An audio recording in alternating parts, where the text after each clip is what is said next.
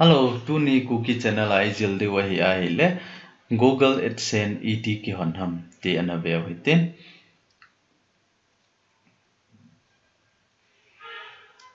Hichi Google AdSense hi YouTube na bola YouTuber na hiya YouTube ma ko na sumna mo ai le hichi wa hi sumdu ding hichi wa pat na hi na beng account na sumna ke thun ki thai ti na hi hichi chun hichi poimo ta hin na ET ki hon ham ti head ngai tun ET ki hon ham ti anabe hitin. Chulai na click ding aban la hi chuai email enter in hung ki tin na email na type ding ai chuai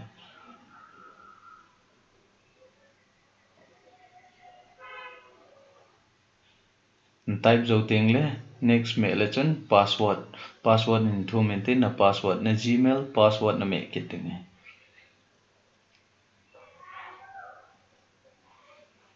hichi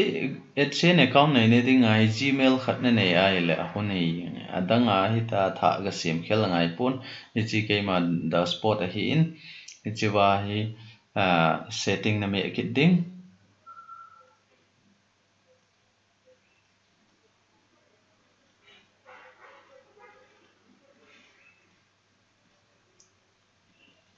setting na me zo ting le hichi personal setting ai na lu ding zo ting le chawai first name aban le last name abula hi first name ti nai na min na ji ding last name ti na hi na phung min na ji the hi hichi min hi bank account na min na ki ba sa ngai aban le save na me ding aban le chlai kai su le chun chwai payment ki ti umentin hi chi na me ki ding ai na save zo ting le chi na me ding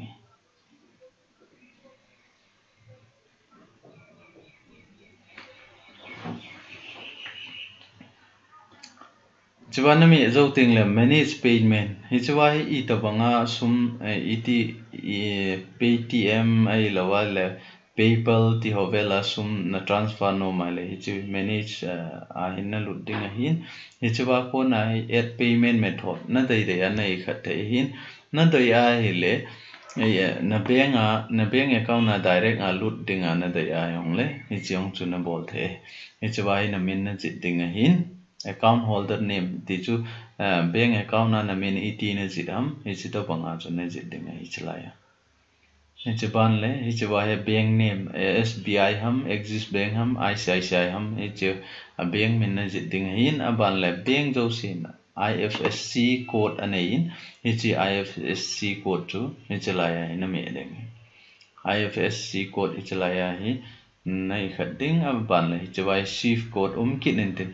branch code hi in hi che branch code pen chu hi chawai na me ki ding ban le anoya hi le chawai na account number na me ding hi chawai na account number be hi ban le kai su le chun save tin example hi chi to bangai hong do reng hong do zo phat le na fill up zo phat le chawai save na me reng save na me zo ting le to a zo paisa na mo ai le hi che account na hung lut ding hi ni che account na pa nai na bank account na direct na transfer na bol the ta hi che wa payment e khat na vet no mai le view payment hin na lut ding chiao ting le nei chi wa nei khat payment sum nan draw hong do an tin adang na draw sa ho yang na vet no mai le chlai na me ding hin chi zo ting le chi January tarik khat patna tarik som la nga ki ka sumizat ki draw ham ti na hin chi total amount January sunga ki mo za hi in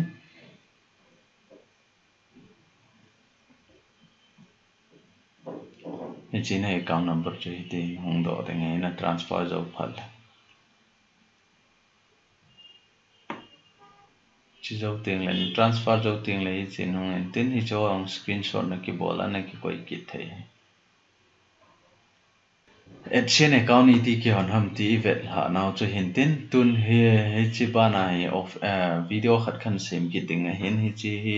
na YouTube ko na sum emo le iti hi chi account na ko na un lu na hi chi account na ko na cho iti